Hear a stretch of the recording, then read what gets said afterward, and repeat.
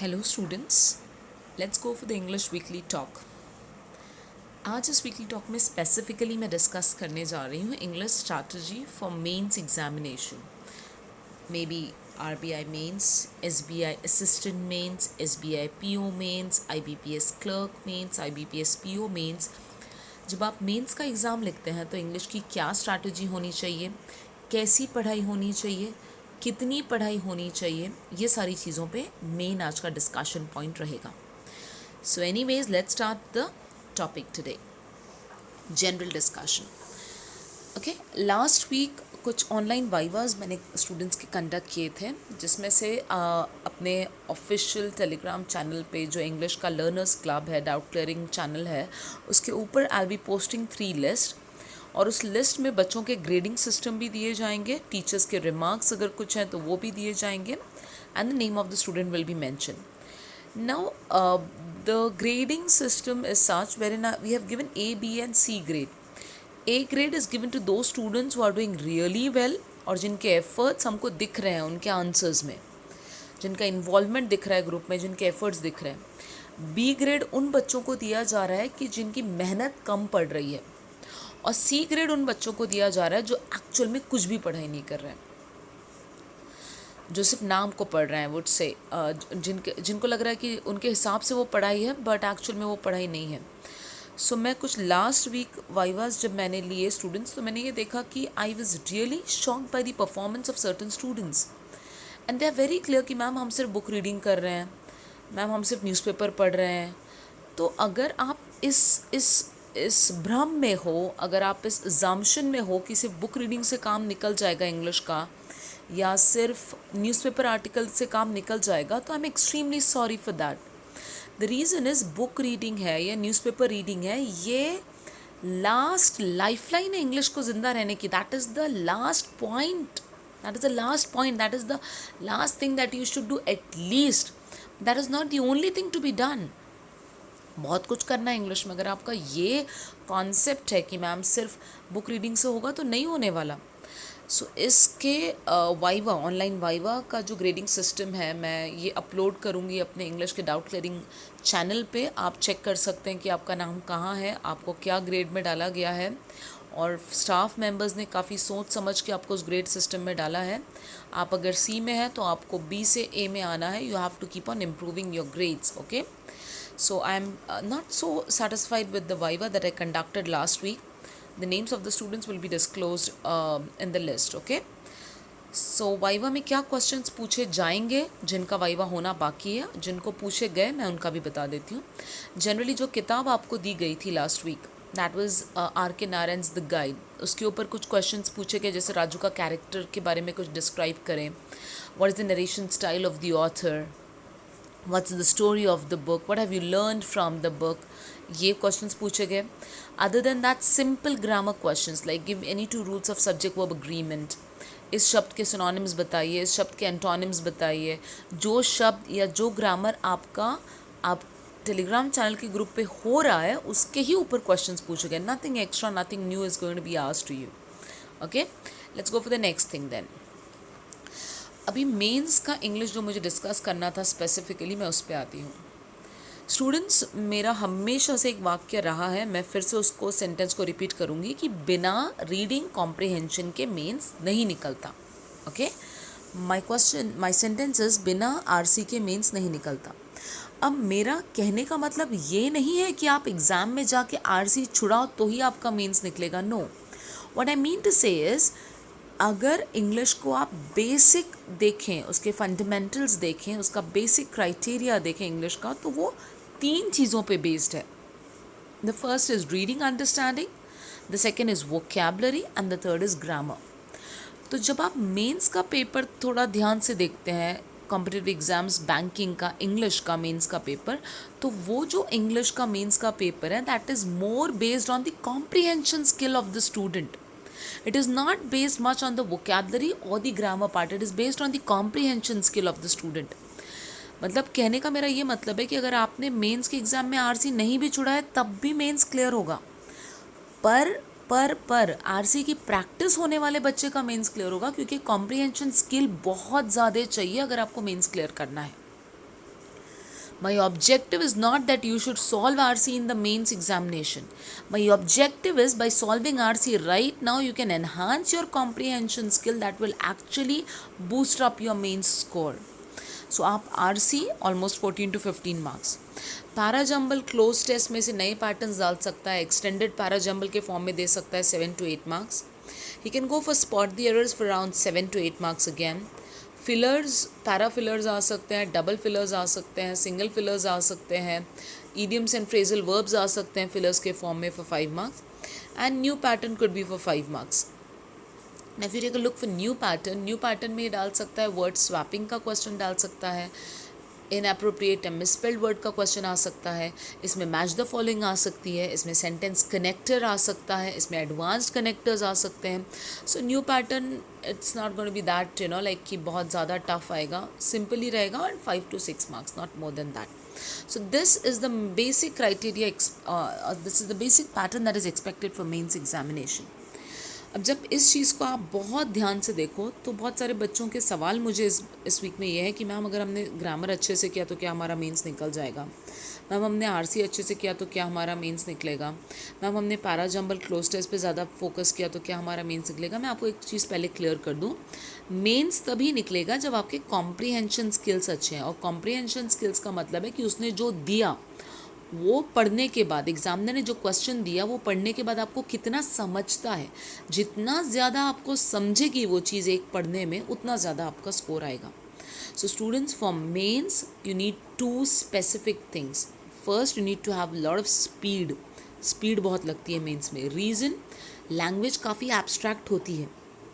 Mains के paper की language उतनी इजी नहीं होती है, काफ़ी एब्स्ट्रैक्ट लैंग्वेज होती है.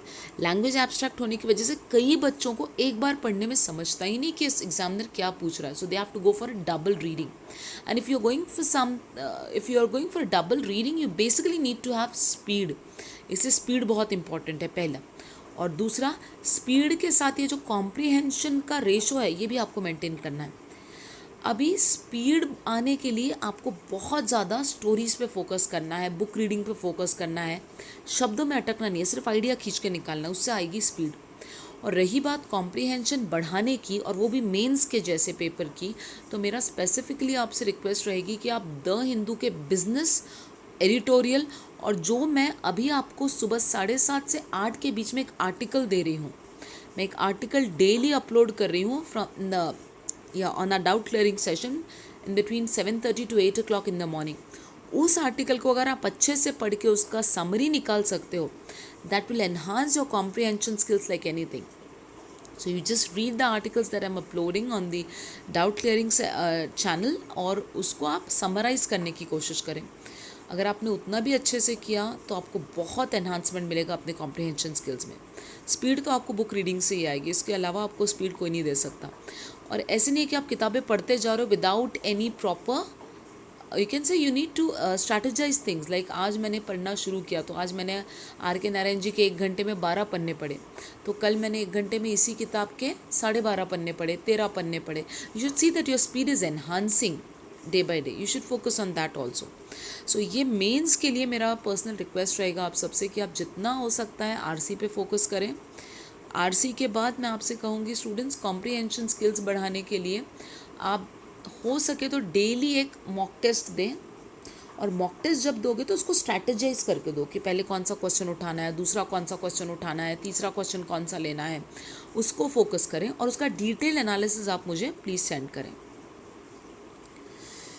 Next, study pattern for beginners ने क्या करना चाहिए. जिनका बैच अभी ख़त्म नहीं हुआ है, जो अभी प्री में ही अटके हैं, जिनकी प्री ही नहीं निकल रही है, उनके लिए सबसे पहले तो mentally and physically prepared to study English for at least 3 to 4 hours. Yes, वो बच्चों को पहले दिमागी तौर पे ये तैयार हो जाना है कि उनको इंग्लिश 3 से 4 घंटे पढ़नी है. फिजिकली भी तैयार होना है. फिजिकली मतलब बहुत सारे बच्चों को इतनी देर बैठने की आदत ही नहीं है पहले तो किताब के साथ. Frankly speaking, many of you are not even habitual to sit with the book for at least 3 to 4 hours.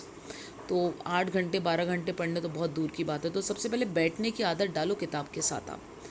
दूसरा, मेंटली प्रिपेयर्ड हो जाओ कि इंग्लिश को 3 से 4 घंटे पढ़ना है. क्योंकि बहुत सारे बच्चों के दिमाग में कि इंग्लिश को पढ़ना भी पड़ता है क्या, क्योंकि आपने 10वीं की 12वीं की जो परीक्षा दी है इंग्लिश की, वो आपने बिना पढ़े निकाली है. कारण की तुम्हाला असं वाटतं की इंग्लिशमध्ये असतं तरी काय, एक पॅसेज येतो त्याच्या खालीच तो प्रश्न विचारतो आणि त्याचे उत्तर त्या पॅसेजमध्येच असतात. मतलब आप एग्जामिनर को तो कुछ आता ही नहीं है, इतना बेवकूफ़ है कि वही आंसर्स होता है पैसेज में और वही पैसेज हमको देता है. ऐसा कुछ भी नहीं है. एक ऐसे लिख दो, एक लेटर लिख दो, हो गया, निकल गया. ग्रामर तो वैसे भी आप हमेशा से छोड़ के आते हो 14-15 मार्क के लिए. So if this is your attitude towards English, I am so sorry, it is going to be very difficult for you. You need to change your attitude towards English students. You have to be mentally prepared कि नहीं यार, ये subject है, इसको 3 से 4 घंटे देने हैं, इसमें भी मुझे इम्प्रूवमेंट दिखेगा, इसमें भी मुझे स्कोर करना है. सबसे पहले बिगनर्स ने 1 घंटा बुक रीडिंग पे डालना चाहिए. Yes, as usual I have my own list of authors. I suggest beginners to refer Sudha Murthy. इनके आप कम से कम 8 से 10, 7-8 किताबें पढ़िए. उनके बाद आप जाइए आर के नारायण जी पे. उनके बाद आप ले सकते हैं पोलो कोलो. उनके बाद मुल्क राज आनंद है, और फिर और कई हैं, झुम्पा लहरी, आप किसको भी ले सकते हैं. बट 1 घंटा आपको बुक रीडिंग करनी है. नेक्स्ट इज़ कम से कम आधा घंटा आपको वोकेबलरी बढ़ानी है. और वोकेबलरी एक ऐसी चीज़ है, मैं आपको बता दूँ, it is just like an Android phone that you have.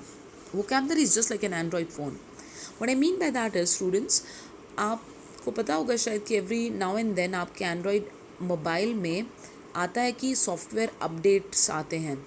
आपको उसको अपडेट करना पड़ता है सॉफ्टवेयर को. And if you don't do that, your mobile doesn't function well, और your software is outdated and it doesn't go according to the what all things are being sent recent. तो मेरा ये बोलना है student, same is vocabulary. Book reading आपको सिर्फ speed देगा. Ma'am book reading से वोकेबलरी आएगी? बिल्कुल नहीं आएगी. अब सुधा मूर्ति जी की ऐसी कई किताबें जो 5-6 साल पहले छपी है, तो आप जो उनके वर्ड्स पढ़ रहे हो, कितने साल पुराने पढ़ रहे हो? 5-6 साल पुराने वर्ड्स पढ़ रहे हो. सो वोकेबलरी अपडेट करने के लिए the best thing that you have to do is right now, vocab 24 नाम का जो ऐप है वो आप डाउनलोड करें. उसका क्विज़ दिन में से 3 से 4 बार दें. नहीं तो मेरियम वेबस्टर डिक्शनरी जो आती है, मेरियम वेबस्टर डिक्शनरी को आप रेफ़र करें. उसके नीचे एक MW क्विज़ेज़ आता है, और उस MW क्विज़ेज़ पे the best part is they always mention कि MW क्विज़ेज़ में they have always mention this कि ईजी लेवल का है, मॉडरेट लेवल का है, एडवांस लेवल का क्विज़ है. तो वो आप दें वो quiz. And please note down the words along with the meaning. Students, my humble request is please don't refer Marathi dictionary or Hindi dictionary or any other language dictionary. English to English dictionary ही आप use करें. आप अगर किसी भी शब्द में अटक जाएं, you can please ask us during the doubt clearing session in between 9 to 9:30 AM in the morning. Yes, आपको आधा घंटा रीडिंग कॉम्प्रिहेंशन को देना है. आप smartkira.com लीजिए, आप टेक्स्ट बुक लीजिए, आप ग्रेड अप लीजिए, आप कोई भी आप लीजिए, आपसे उसको आधा घंटा आपको आरसी के लिए देना है. आप 1 आरसी करें, 2 आरसी करें, पहले एक्यूरेसी पे फोकस करें and then later you can move on to speed. Live session आपको 1 घंटा किसी भी कीमत पे करना है. That is in between morning 8 to 9.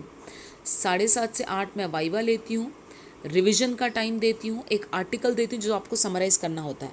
But 8 से 9 रोज़ सुबह 8 से 9 हम लोग क्या करते हैं, सबसे पहले आरसी आता है एक, और आरसी देने से पहले मैं ऊपर लिख देती हूँ, this is for RBI pre, this is for SBI mains, this is for PO mains, this is for clerk pre. ये सारा आरसी के बाद followed by 10 questions of grammar, followed by 5 vocabulary words. यानी वो जो 1 घंटे का डेली डोज है उसमें आपके अंदर इंग्लिश बराबर चली जाती है. कॉम्प्रिहेंशन भी जा रहा है, ग्रामर भी जा रहा है, वोकेबलरी भी जा रही है. So that live session is very important for beginners. Okay, next, the study pattern for advance learners. ऐसे बच्चे जिनका प्री निकल गया है और जिनका मेंस बहुत थोड़े से अटका है, या जो बच्चों का मेंस भी निकल गया है और जो RBI मेंस की तैयारी करना चाहते हैं, या जो SBI PO मेंस के लिए तैयार होना है, तो for them the first thing that they have to do early morning is, and this is in sequence, okay, this is actually in sequence, आपको इसी तरीके से फॉलो करना है. The first is you have to start your day with RCs. 2 reading comprehension आपको daily करने, कहीं से भी करिए, किसी भी ऑनलाइन वेबसाइट से करेंगे आप. Daily 1 mock test of English आपको देना है. एडवांस लर्नर्स को एक डेली मॉक टेस्ट इंग्लिश का देना ही है, चाहे वो प्री का दो, चाहे मेंस का दो, चाहे स्टाफ सिलेक्शन का दो, चाहे MBA CET का दो, कुछ भी हो, आप डेली एक मॉक टेस्ट देंगे इंग्लिश का. न्यूज़पेपर के कम से कम आपको 5 आर्टिकल्स पढ़ने हैं. अभी न्यूज़पेपर में भी 5 आर्टिकल्स अगर आप पढ़ेंगे तो वैरायटी करिए. वैरायटी इन द सेंस, एक एडिटोरियल का लिया, एक बिजनेस का लिया, एक इंटरनेशनल का लिया, एक नेशनल का लिया, एक एजुकेशन का लिया, एक एंटरटेनमेंट पेज से उठाया, एक सोसाइटी का उठाया. न्यूज़पेपर मेरे हिसाब से अगर आप मेंस की तैयारी कर रहे हैं तो I would prefer the Hindu, Indian Express और Times of India, nothing beyond that. ये काफ़ी अच्छा, आप इकोनॉमिक टाइम्स है, फाइनेंशियल एक्सप्रेस है, ये यूज़ कर सकते हैं, but the best is the Hindu. Vocabulary, yes, this is something which needs to be updated daily. You can't say that, okay, I have sufficient enough vocabulary to crack the examination. No, vocabulary is something which needs to be done daily. It is same as brushing your teeth. So vocab is something which you need to do daily, on daily basis, which you cannot avoid. Okay, keep doing it. Next, okay, students के कुछ messages हैं जो मैं आपके साथ share करना चाह रही हूँ इसमें। मैं नाम नहीं लेना चाहूँगी स्टूडेंट्स के, because I don't want to offend anybody of them, और मैंने कुछ बच्चों के जवाब भी नहीं दिए मैसेजेस के, क्योंकि उनके जवाब मैं वीकली टॉक में दे रही हूँ अपने, इसलिए so no names, I am not going take the names of the students, but I just mention कि उनके क्या डाउट्स हैं। सबसे पहले एक स्टूडेंट का मुझे जो डाउट आया था वो है confused between 2 options and very close options. एक स्टूडेंट का बोलना है कि मैम अगर आंसर सी और डी है तो मैं कंफ्यूज हो जाता हूँ कि सी मार्क करूँ कि डी मार्क करूँ, सी डी में से अगर कोई एक आंसर है तो मैं कंफ्यूज हो जाता हूँ कि कौन सा मार्क करूँ, और बहुत क्लोज ऑप्शंस होते हैं। तो ऐसी दुविधाओं के समय पे क्या करना चाहिए? When you are stuck up between 2 options and you are very sure कि ऑप्शन इनमें से एक ही है जिसका जो आंसर है, और जनरली वही उनमें से एक ही निकलता है, तो ऐसे सिचुएशन में क्या करना चाहिए? सबसे पहले स्टूडेंट्स, ऐसी सिचुएशन आती इस वजह से है कि तुम्हारी अंडरस्टैंडिंग में 19-20 है। तुम्हारी अंडरस्टैंडिंग में 19-20 है। तुम्हारी अंडरस्टैंडिंग में 19-20 है का क्या मतलब है? ठीक है, I give you a very simple example.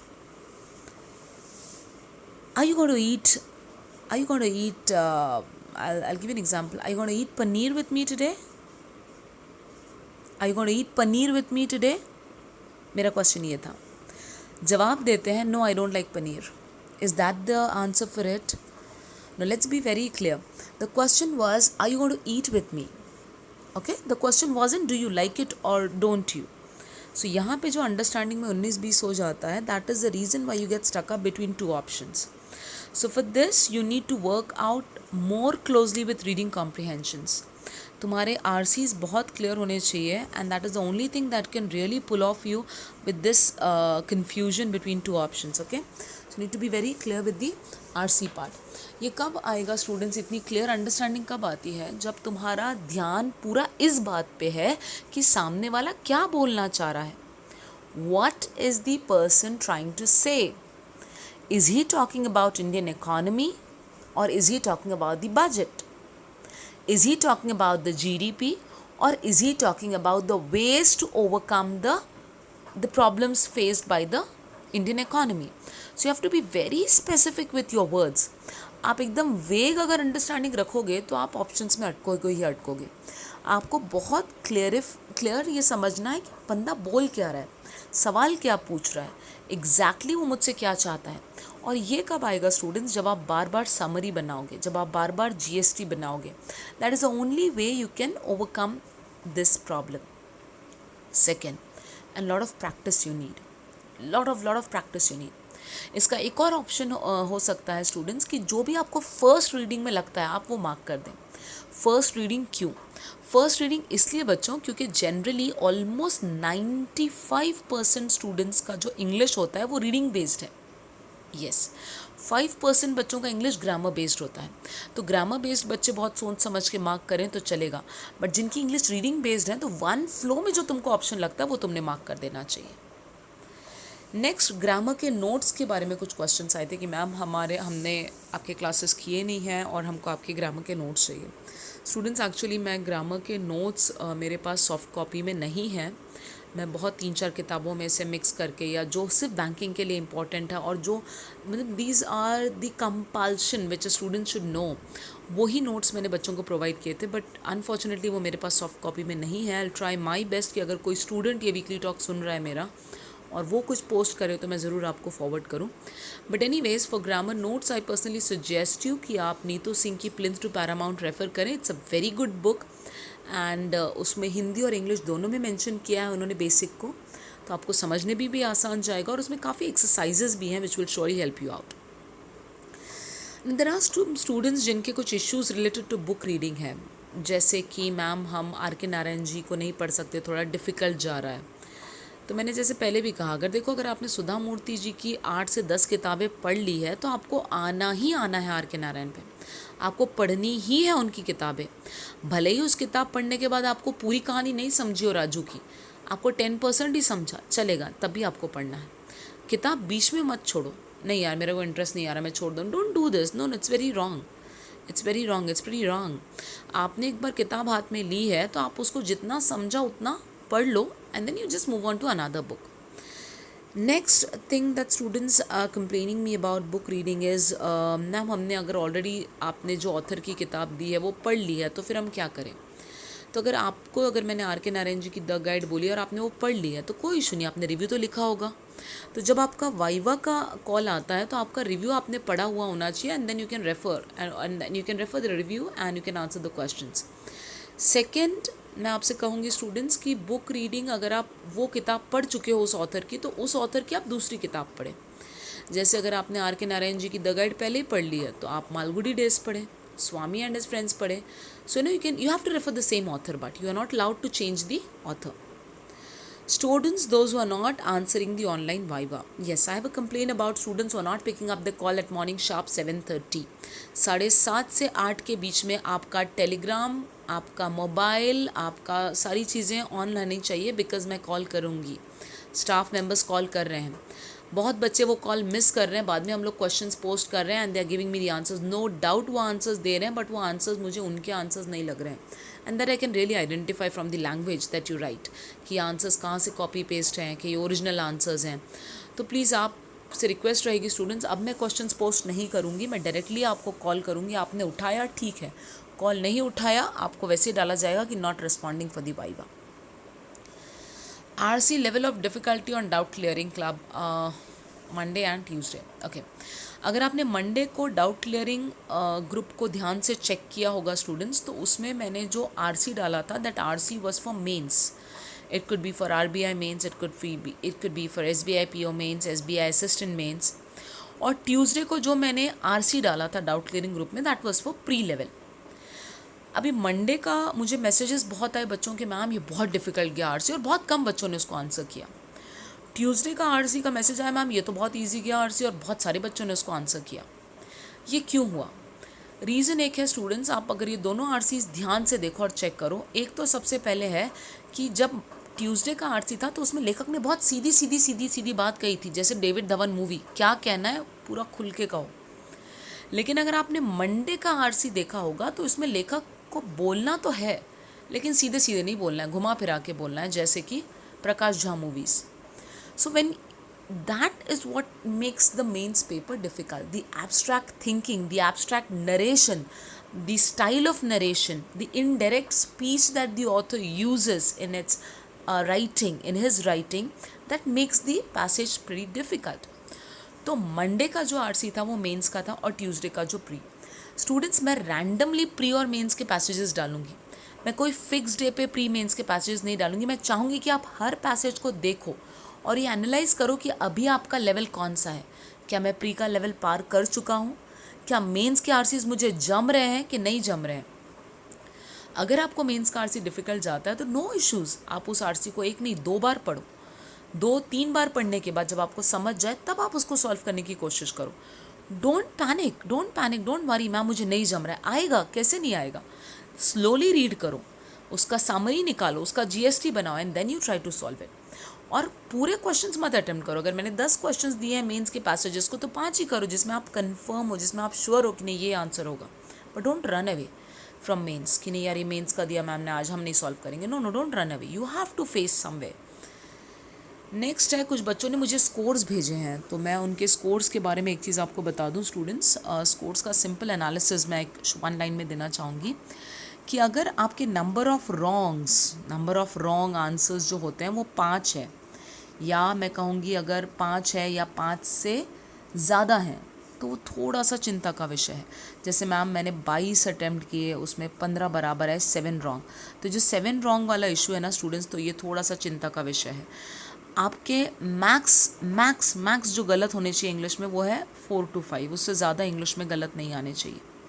तो कोशिश ये करो स्टूडेंट्स कि आप अटैम्प्ट्स लगा तो कम करो। अगर आपको लगता है मैम 15-16 ही करेक्ट आ रहे हैं तो अटैम्प्ट 20 के रखो, तो फिर वो मैच हो जाएगा. And you need to enhance the accuracy first. 20 के अटैम्प्ट्स में 18 करेक्ट आ रहा है तो फिर 22 के अटैम्प्ट्स पे जाएँ आप. स्कोर एनालाइज करते टाइम सबसे पहले इंपॉर्टेंट चीज़ है students accuracy. Accuracy matters a lot. Okay.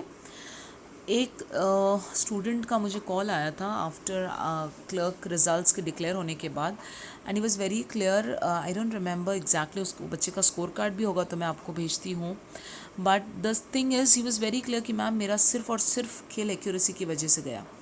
Maths में भी उतनी 100% एक्यूरेसी नहीं रही, LR में भी नहीं रही और इंग्लिश में भी नहीं रही. तो सिर्फ एक्यूरेसी की वजह से वो बच्चे का क्लर्क का रिजल्ट गया है. So students just focus on accuracy first and then later we can work out on speed. Book reviews मेरे पास काफ़ी आए हैं स्टूडेंट्स, और you know I have been reading it, I have been responding to it. But unfortunately last week कुछ मेरा mobile technical issues की वजह से ऑन एंड ऑफ रहा, तो मैंने बहुत सारे बच्चों के मैसेजेस के जवाब नहीं दिए. It's a humble request to the students for those who have not responded, please message me again. मैं फिर से आपका मैसेज चेक करती हूँ, उसको रिस्पॉन्ड करती हूँ, क्योंकि बहुत ज़्यादा मेरे मोबाइल का डेटा भी डिलीट हो चुका है because of this technical issue. But while writing the book reviews I could feel something कि स्टूडेंट्स, पता नहीं, जो बच्चों ने 3-4 रिव्यूज़ भेजे हैं, तो मैंने जब उनका फर्स्ट रिव्यू और लास्ट रिव्यू कंपेयर किया तो I could feel that the comprehension has enhanced. बहुत ज़्यादा उनकी अंडरस्टैंडिंग बढ़ चुकी है. The level of their understanding is enhanced as well as the words that they are using. जो वोकैबलरी भी वो लोग यूज़ कर रहे हैं उसमें भी मुझे काफ़ी इंप्रूवमेंट दिखा है. हाँ, ग्रामर में एज सच कुछ खास फ़र्क मुझे नहीं दिखा बच्चों के रिव्यूज़ लिखते टाइम. तो ग्रामर पे फोकस करने के लिए मैं आपसे रिक्वेस्ट करूँगी स्टूडेंट्स की ज़्यादा से ज़्यादा आप कोशिश ये करो कि you right. The more you right the more the more you can enhance your grammar. तो आप प्लीज़ लिखने की ज़्यादा से ज़्यादा कोशिश करें. Okay, next review of the week. Review of the week में we have Akanksha. The guide का बहुत अच्छा रिव्यू लिखा इन्होंने. गौरव का है. प्रिया का 0 नॉट आउट बुक का रिव्यू मुझे बहुत अच्छा लगा. प्रीति लोकारे का द गाइड का रिव्यू बहुत अच्छा है. सारिका ने 2 किताबों के रिव्यू भेजे थे, the guide and the monk who sold his Ferrari. So these are the top 5 reviews, और पाँचों एक ही लेवल पे हैं. ऐसा कोई सीक्वेंस नहीं है कि this is the best, this the second, third, fourth, fifth. No, all of them are the top 5 reviews which I have really marked as. And here again, girls rock. Okay, so boys, you really need to buck up for this reason. Your reviews are not worth mentioning, except Gaurav. Okay, चलिए let's go for the next and the last part of it. Next week का task क्या है? Next week का task मैंने ये दिया students. You have to complete the book The Monk Who Sold His Ferrari by Robin Sharma. लेकिन बहुत सारे बच्चों के फिर मुझे मैसेज आएंगे, मैम ये किताब तो हमने पढ़ ली. ठीक है, नो इश्यूज़. जब कॉल आएगा वाइवा का तो रिव्यू पढ़ना, और दूसरी बात रॉबिन शर्मा की कोई भी किताब पढ़ना. Any book of Robin Sharma, no other author, any book of Robin Sharma. लेकिन जो बच्चों ने अभी किताब पढ़ना शुरू की है, तो for them they can refer Sudha Murthy, they can refer R.K. Narayan. But students who have already read at least 5 to 6 books of English now need to refer to Robin Sharma. So they have to start reading the book The Monk Who Sold His Ferrari by Robin Sharma, or any other book of Robin Sharma. And the last part, and that goes with, is motivation. आज का जो topic लिया है मैंने, that is all about self love. बहुत सारे मैंने बच्चों को फेसबुक पे देखा, and they have really posted some nice things, like they have taken their own pics and खुद की सेल्फी लेके now involve in self love and enjoying self love वगैरह. बट इस सेल्फ लव, इस फंडे को मैं बता दूँ, इसका बेसिक डेफिनेशन होता है, it's all about discipline.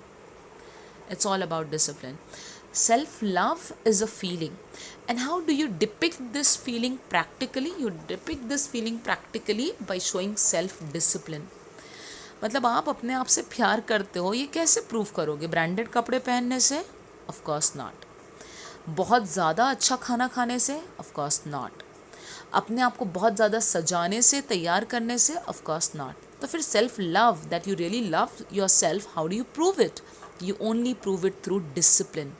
How much you are self-disciplined will define how much you love yourself. So एक चीज़ याद रखो, सेल्फ डिसिप्लिन का मतलब अब और भी क्लियर समझा देती हूँ. सेल्फ डिसिप्लिन का मतलब है कि मैडम ये मैंने 8 दिन का टाइम टेबल अपने लिए बनाया है, जिसमें मुझे सुबह 5 बजे उठना है, ये टाइम मुझे फॉलो करना है. अब 5 बजे उठना है मतलब 5 बजे उठना है. रात को 3 बजे सो, रात को 2 बजे सो, मेरा सर दुख रहा है, गर्मी थी, सर्दी थी, पैर दुख रहा है. These are all excuses. You don't have excuses. You don't have ifs and buts in self-discipline. If it is to be done, It is to be done at any cost. There is no other excuse, and that is what is actually self-love. No results are ever achieve without discipline. इसको तो आप guard बांध दो बच्चों. जितने भी successful लोग हैं, जितने भी सक्सेसफुल लोग हैं, उनकी ज़िंदगी का पहला पहलू अगर आप देखो तो that is discipline. Nothing can be achieved without discipline. Nothing on this earth can be achieve without discipline. And even nature has its own discipline if you see. और अगर वो डिसिप्लिन बिगड़ जाए तो फिर ये सारे प्रॉब्लम्स आना स्टार्ट हो जाते हैं. Everything in nature itself is in quite a disciplined fashion. Discipline is all about no excuses, no ifs, no buts.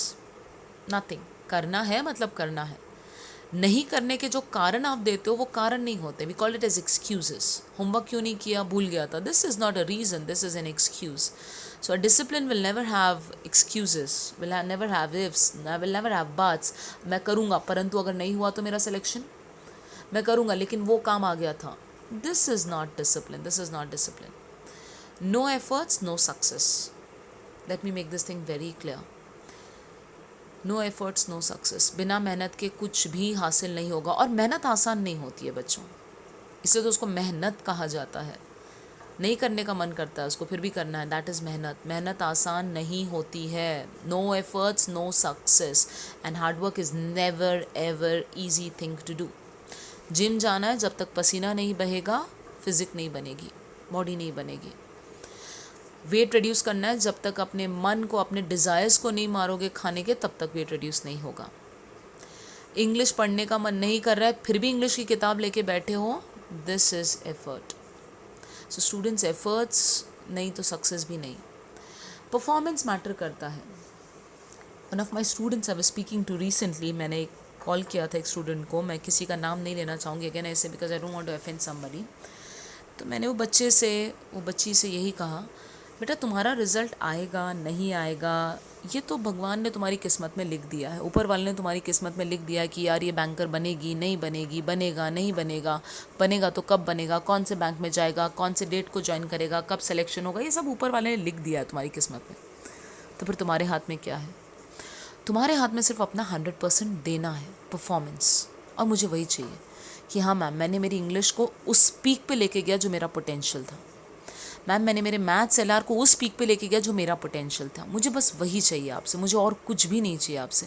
बस वो परफॉर्मेंस आपने दे दिया तो फिर आपका रिजल्ट जो भी हो, you will be very satisfied. No, I gave my 100% and that's what I want. That's what I want.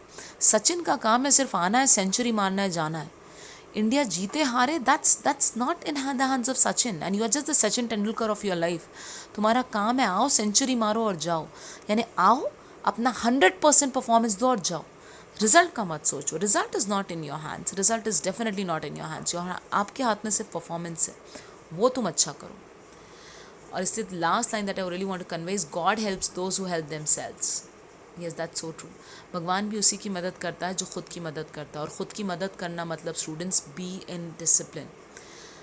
B, and I am not saying be in discipline, I want to say be disciplined. Now let's make this very clear, otherwise you may get some other meaning of it. I'm saying be disciplined students, okay? God helps those who help themselves.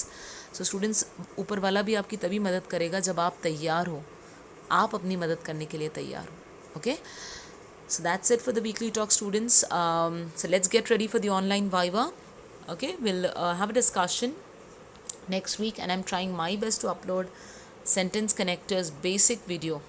चलिए, thank you so much students, have a good time.